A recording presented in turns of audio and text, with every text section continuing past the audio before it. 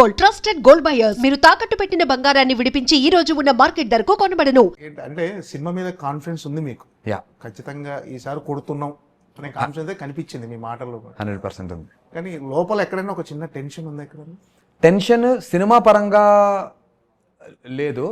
Cinema పరంగా అంటే audience reaction పరంగా ఖచ్చితంగా త్రూ ద సెకండ్ హాఫ్ కూర్చుని క్లైమాక్స్ నుంచి బయటకు వచ్చిన ఎవరైనా సరే ఖచ్చితంగా ఒక మంచి సినిమా చూసాం అనేటువంటి సంపూర్ణమైనటువంటి భావంతో బయటకు వస్తారనే పూర్తి నమ్మకం నాకు ఉంది. ఓకే, హిట్ అంటారా బ్లాక్ బస్టర్ అంటారా అనేది వాళ్ళ వ్యక్తిగత ఇష్టాలను బట్టి మారుతుంటుంది. బట్ మంచి చిత్రం అయితే ఖచ్చితంగా చూసాం అనేటువంటి కాన్ఫిడెన్స్ ఉంది. సో ఆ విషయంలో సార్టెడ్గా ఉన్నా. బట్ టెన్షన్ గురించి మాట్లాడితే 12వ తారీఖే విడుదల ఉంది కాబట్టి దానికి సంబంధించినటువంటి బోలెడు పనులు ఉన్నాయి, చాలా పిఆర్ యాక్టివిటీస్ చేయాలి కాబట్టి ఆ విషయంలో అన్నీ కరెక్ట్గా చాలా ప్లానింగ్ చేసుకున్నాం. ఆ ప్లానింగ్కి ఇన్ సింక్ పరిగెత్తడానికి ప్రయత్నంలో ఉన్నాం. ఆ టెన్షన్ వాటన్నిటిని కరెక్ట్గా చేయగలుగుతామా లేదా అనేటువంటి టెన్షన్ తప్ప వేరే టెన్షన్ ఏం లేదు. సెన్సార్ అయింది, దాని క్యూబ్ లోడింగ్ జరగాలి, యూకేలో రిలీజ్ అవుతుంది సినిమా, యుఎస్లో రిలీజ్ అవుతుంది, ఆస్ట్రేలియాలో, దుబాయ్లో, వాటన్నిటికీ క్యూబ్స్ పంపించాలి. కొంచెం ఆ పనులు తప్ప వేరేదేం లేదు. ఏం లేదు సార్, ముహూర్తానికి ఎలాగైతే కార్యం జరగాలో అలా మా ముహూర్తానికి జరిగే టెన్షన్ ఉంది కానీ తాలిపొట్టేమో మండపంలో లేదు, అక్కడ నుంచి రావాలి. సో ఇవన్నీ ఉన్నాయి సార్, తాళిని తయారు చేయడం ఇవన్నీ ఉన్నాయి కానీ తాళి కట్టడం అయితే జరుగుతుంది. దంపతులు ఒకరికొకరు కరెక్ట్ అంటే 100% కరెక్ట్ స్వామి. ఓన్లీ ఆ దంపతులు మీ ఇద్దరా?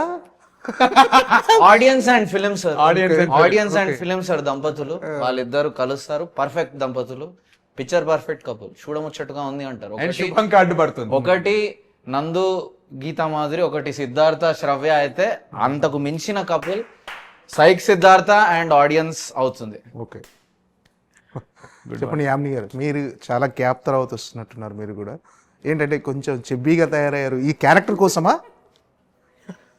యాక్చువల్లీ చాలా బాగుంటుంది. ఈ ఇంటర్వ్యూస్ కోసం అని చెప్పి చబ్బిగా తయారైంది. ఓకే, బబ్లీ అంటున్నారు కానీ బట్ సినిమాలో ఇట్లా లేదు. సినిమాలో చాలా సన్నగా మంచిగానే ఉన్నాను. బట్ మేబీ ప్రాసెస్ లో కొంచెం అయ్యింది. ఏముందండి, ఇంకో 4 రోజులు అయితే సన్నగా అయిపోతుంది. ఇప్పుడు కూడా పెద్ద చెబ్బిగా ఏం లేరు, మామూలుగా చక్కగా ఉంది, చూడముచ్చటగా 16 అచ్చ తెలుగు ఆడపడుచులాగా ఉన్నావు. అంటే మేబీ అది నాకు బికాస్ నేను అలా ఉన్నాను కాబట్టి ఇప్పుడు ఇలా నన్ను నేను చూసుకుంటుంటే నాకు ఆ ఫీలింగ్ ఉందేమో కానీ వీళ్ళందరూ పాపం ఎప్పుడు ఏం అనలేదు, నేను ఫీల్ అవుతున్నాను అంతే. ఏం లేదు, ఫీల్ అవ్వాల్సిన అవసరం లేదు. మొన్న మీరు చెప్పారు కదా, ఎవరు అలా అనట్లేరు నన్ను, నాకే అనిపిస్తుంది అని చెప్పారు మీరు. నేనే అనేస్తాను ఇప్పటి నుంచి అనండి అన్నట్టు. అయినా you're looking really good, no worry. No, that was my genuine feeling. ఎందుకంటే ఇంత ముందు వేరే మూవీ ఇంటర్వ్యూస్ లో అక్కడ చూసాను, యాక్టర్స్ అంటే ఇట్లానే ఉండాలి, మీరు ఇట్లా అయ్యారు ఎందుకు అని నన్ను అడుగుతారేమో, నేను ఏం సమాధానం చెప్పాలని నేను భయపడుతుండే టీజర్ లాంచ్ రోజు. బట్ అలా ఎక్కడ జరగలేదని I felt happy about it. లేదు, ఇప్పుడు ప్రెసెంట్ ఆ రూల్స్ అని బ్రేక్ అయిపోయినాయి. అవును, మీకు తమిళ్లో చూసుకున్నా, కన్నడలో చూసుకున్నా ఇలాగే ఉంటారు హీరోయిన్స్ అంటే. నిజం, మనలో అంటే ఆర్గానిక్, అంటే ఇప్పుడు కావాలని తగ్గటం పెరగటం అలా కాకుండా చాలా క్యారెక్టర్స్ న్యాచురల్ గా మన పక్కింట్లో ఎలా ఉంటారో అలాంటి క్యారెక్టర్స్ ఇప్పుడు జనాలు కూడా రూటెడ్ క్యారెక్టర్ అలాంటివి చూస్తారు. అవును, కరెక్ట్. సో ఇంకా చెప్పాలంటే అలా ఉంటేనే అవును మన దగ్గరగా ఫీల్ అవుతున్నారు. అవునవును. మీ ఎక్స్పెక్టేషన్స్ ఎలా ఉన్నాయి ఈ సినిమా మీద? సినిమా చాలా బాగా వచ్చింది. అంటే ప్రోడక్ట్ కంటే ఆ ప్రాసెస్ ఉంటుంది కదా, ఆ ప్రాసెస్ని మేమందరం చాలా చాలా ఎంజాయ్ చేస్తూ చేసాము. బట్ మీరు అడిగారు కదా గ్యాప్ వచ్చింది అని, మేబీ ఇక్కడి నుంచి గ్యాప్ లేకుండా చేయాలని I'm focusing on that. Okay, director గారు చెప్పండి, అసలు మిమ్మల్ని చూస్తుంటే మీరు చాలా కంట్రీలా ఉన్నావు బేటా అని అనిపిస్తుంది. కంట్రీలో ఉన్నావు బేటా, కోట్లాది మంది ఆడియన్స్ కి సరైన ఎక్స్పీరియన్స్ ఇప్పియాలి అంటే నేను ఎంత కంట్రీ ఉండాలి. సో అదే ఉంది కానీ 1 2 3 నేను ఒక కంట్రీ, 1 2 3 నేను ఒక కంట్రీ, సినిమాకి ఆడియన్స్ మంత్రి. అమ్మా సార్, ఈ క్రియేటివ్ సో ఈ క్రియేటివ్ ఫ్లోలో కొద్దిగా చలాకితనం పెరిగిందేమో కానీ లోపల కొట్టిన అలాగే ఉంది. సార్ మీరు అలా నన్ను నిలదీసి అడిగితే నేను ఏం చెప్పగలను సార్? నేను చాలా నిష్కల్మషమైన మనిషిని. టాబ్లెట్ వేసుకుంటే తగ్గిపోతే తర్వాత నేర్చుకుందాం. రైట్ అంతే సార్. ఈ సినిమా గెలవనే తాపత్రయంతో అలా వస్తుందేమో.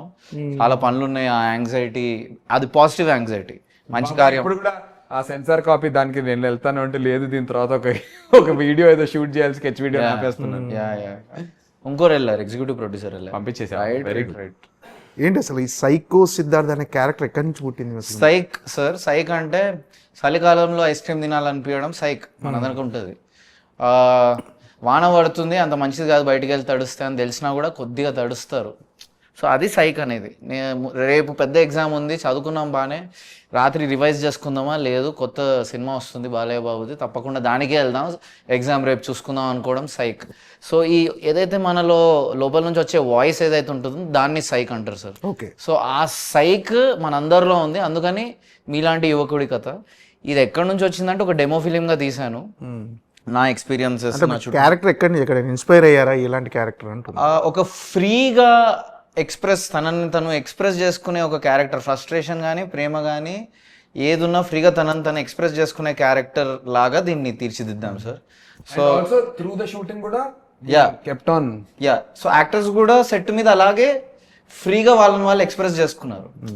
సో ఆ నేపథ్యంలో క్రియేట్ అయిన క్యారెక్టర్ ఇది. ఇది ఫస్ట్ టైటిల్ ఇది కాదు, కానీ ఆ క్యారెక్టర్ అలా ఉండి సినిమాలో ఎస్థెటిక్ అలా ఉండేసరికి సైక్ ఎస్థెటిక్, సైక్ స్టోరీ అని అలా ఉన్నాయి అని బ్రాండ్ చేసింది మా మార్కెటింగ్ జీనియస్ నందు విజయ్ కృష్ణ, ఫ్రీ నందు. అండ్ మీలాంటి యువకుడి కథ అని కూడా పెట్టాం, ఫోకసింగ్ దట్ ఇది ఎక్స్ట్రీమ్లీ రిలేటబుల్ కాంటెంట్. అండ్ ఇది దీని ద్వారా చాలా మందికి చాలా వాల్యూ ఉంది. ఈ మూవీ కమ్యూనిటీ కలిసి చూడాల్సిన మూవీ సార్. ఇది కమ్యూనిటీ థియేటర్లో జాతిరత్నాలు అయితే ఎలా అయితే కలిసి నవ్వుకున్నామో, లిటిల్ హార్ట్స్ కలిసి ఒక ఎమోషన్ ఫీల్ అయ్యామో, అలా కలిసి గుంపుగా ఒక మెమరబుల్ ఎక్స్పీరియన్స్ ఉంటుంది ఇది కమ్యూనిటీ లాగా. సో ఆ కమ్యూనిటీ ఎక్స్పీరియన్స్ని ఎట్టి పరిస్థితుల్లో మిస్ కాకండి. And not just for the jokes community experience, but also sound పరంగా మీరు చూసినా కూడా, సౌండ్ ఎఫెక్ట్స్ని మేము వాడినటువంటి విధానం చూసినా కూడా, అది థియేటర్లో ఎక్స్పీరియన్స్ చేసినప్పుడు ప్రత్యేకంగా మేము దాన్నే ఫోకస్గా పెట్టి చేసాం. చాలా డిఫరెంట్గా మీరు ట్రైలర్ లాంచ్ ఈవెంట్లో రోజు థియేటర్లో, ఫోన్లో చూస్తుంటే నచ్చుతుంది ఓకే, కానీ థియేటర్లో చూస్తే దానికి ఇంపాక్ట్ ఇంకొంచెం ఎక్కువ ఉంటుంది. ఎందుకంటే మేము కొంచెం అవుట్ ఆఫ్ ద వే వెళ్ళి రివర్బ్స్ని ఎక్కువ పెంచడం, జస్ట్ సో దట్ ఆ సౌండ్ సిస్టంలో కూడా ఆ 5.1 7.1 Dolby wear ever that people can experience, ఆ ఎక్స్పీరియన్స్ చాలా ఎక్కువ ఉంటుంది సినిమాకి. యా ఏంటి మొన్న బాగా ఎమోషనల్ అయ్యారు, మాట్లాడలేకపోయారు మా. అది అంటే ఏంటి దాని రియాక్షన్ ఎలా ఉంది? అంటే మీ గీతా గారు చూసి ఎందుకు అంత రియాక్ట్ అయ్యావు అడిగింది స్వామి. రాత్రి ఇంటికి వెళ్ళిన వెంటనే ఫస్ట్ క్వశ్చన్, ఎందుకు, అవసరం ఏముంది, వద్దు. ఇప్పుడు కూడా ఇంటర్వ్యూస్ మధ్యలో కూడా ఫోన్ చేసి చెక్ చేస్తోంది, పర్లేదా, బాగానే ఉన్నావా, అంత హోల్డ్లోనే ఉన్నావా, కంట్రోల్డ్గా ఉన్నావా. నాకు చిన్న దాన్ని ఏమంటారు ప్రిపరేషన్ చేసి పంపించింది, చిల్లుండ్రా ఇట్స్ ఓకే అని చెప్పి. ఆ ఎమోషన్ రావడానికి స్వామి, నేను ఆ రోజు కూడా అన్నా, ఇది టికెట్లు తెంపటం కోసం రా అని చెప్పి అంటారు అనినా పర్లేదు, తప్పులేదు. ఎందుకంటే ఒక్కొక్కళ్ళ భావాలు అవి మనం గౌరవించాలి. కానీ నా జర్నీ అబద్ధం అయితే కాదు కదా స్వామి. లేనిది ఇప్పుడు నేను కొత్తగా ఒక అబ్బాయిని వచ్చి సడన్గా శ్రీనందు అనేవాడు ప్రత్యక్షమై నాకు 19 ఏళ్ళ నా జర్నీ ఉంది అని చెప్పి నేను చేస్తే ఎవడు ఎక్కడున్నాడు ఏంటి? నా జర్నీ అనేది నేను తెలుగు ప్రేక్షకులు ఎవ్వరికి చెప్పాల్సిన అవసరం లేదు, మన ప్రెస్ మీడియాకి చెప్పాల్సిన అవసరం లేదు. ఎందుకంటే మీరు అందరు ప్రత్యేకంగా నా చిన్న వయసులో నేను ఎంటర్ అయినప్పటి నుంచి నేను చూస్తూనే ఉన్నారు. నేను వచ్చి చాలా సంవత్సరాల నుండి నాకు పెళ్ళై పిల్లలు పుట్టి నేను ఇంకా ప్రయత్నిస్తూ, నేను ఢీ చేస్తూ, ఐపీఎల్ చేస్తూ, నా ప్రయత్నాలు నేను చేస్తూ, ఇదంతా ప్రత్యేకంగా చూస్తున్నారు. సో నా జర్నీ అబద్ధం కాదు, నా ఎమోషను అబద్ధం కాదు. ఆ జర్నీలో ఎంతో ఇప్పుడు కొత్తగా వచ్చిన వాళ్ళే దగ్గరుండి ఒక సినిమాని ఎక్కించుకుని లోడ్ చేసుకుని ఇక్కడ వరకు తీసుకొచ్చి రిలీజ్ అవుతున్నప్పుడు ఎమోషన్ ఫీల్ అవుతారు. అలాంటిది 19 సంవత్సరాలుగా ఇలాంటి ఒక మూమెంట్ కోసం ఎదురు చూస్తున్నప్పుడు అది మన కళ్ళ ముందు మనం కనినటువంటి డ్రీమ్స్ అన్నీ ఎప్పుడైతే నెరవేరుతున్నాయి అనేటువంటి ఫీలింగ్ వస్తుందో, it is very human, it is being real human, ఆర్గానిక్గా అని మీరు ఏదైనా చాలా జెన్యున్గా అలా వచ్చేసింది అంతే. నాకు నిజంగా అసలు నేను బయటికి వెళ్ళిపోదాం అనుకున్నాను, కానీ అక్కడ మన పిఆర్ఓస్ వాళ్ళందరూ లేదన్నా అలా వెళ్ళకూడదు, తప్పు అయిపోతుంది, మీరు లోపల రావాలంటే అప్పటికి చాలా కంట్రోల్ చేసుకుని లోపలికి వచ్చాను. ఇంకా తర్వాత చూస్తే కొద్దిసేపు అందుకే కళ్ళద్దాలు పెట్టుకున్నాను, ఎందుకు మరి. సో అది అన్కంట్రోలబుల్గా వెళ్ళిపోయాను. అలా వెళ్లకుండా చూడాలి అంటే ఇలాంటివి ఇంకా మంచి చాలాసార్లు వీటికి అలవాటు పడి ఉండాలి, అప్పుడు ధైర్యం వస్తుంది. మొట్టమొదటిసారి ఇంత మంచి స్టేజ్ దొరికేసరికి పెళ్లి చూపులకి అదే స్టేజ్ మీద ఉన్నాను స్వామి నేను. ఓకే. చాలామంది అదేదో రీల్ చూసి పెళ్లి చూపుల్లో నేను ఇలా చేశాను అంటే దాని కింద కూడా నన్ను నువ్వు ఉన్నావు ఆ పెళ్లి చూపుల్లో అవునా అంటున్నారు. సో చూడండి, నేషనల్ అవార్డ్స్ వరకు వెళ్ళిన సినిమా చినుకు తాకే జడిలో అనేటువంటి నాకు హీరోయిన్కి మధ్య ఉన్నటువంటి పాట చాలా హిట్ పాట. అంతుండి కూడా అందులో నేను రికగ్నైజ్ అవ్వలేకపోతున్నా. మరి బాధ ఉండదా స్వామి నాకు? నేను ఉన్నటువంటి సినిమాలో హిట్ అయ్యి నేషనల్ అవార్డు వచ్చిన సినిమా, విజయ్ దేవరకొండ గారు వీళ్ళందరూ ఉన్నటువంటి సినిమా, నేను ఉన్నానని కూడా ప్రేక్షకుడు మర్చిపోయే స్థాయికి నేను వెళ్ళిపోయానంటే నాలో ఏం లోపం ఉంది, నేను ఏం తప్పు చేశాను, నాకు ఏం తెలియదు, నాకు దీన్ని ఎలా తీర్చిదిద్దుకోవాలో ఇప్పటికీ నాకు తెలియదు. నేను ఒకటి దేవుడిని కోరుకోగలను, 2 ప్రేక్షకులను అడగగలను.